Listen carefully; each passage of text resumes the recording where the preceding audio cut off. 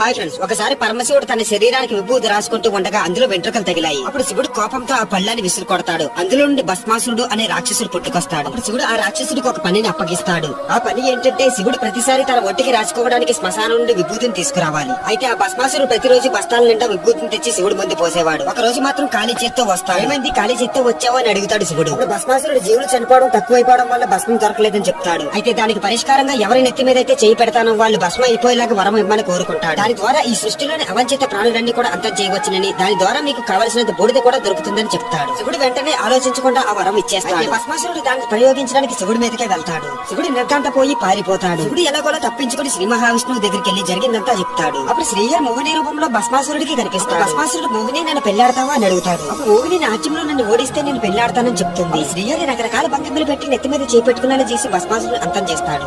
మరి ఈ వీడియోకి లైక్ చేసి మా ఛానల్ ని సబ్స్క్రైబ్ చేసుకోండి. Thank you for watching.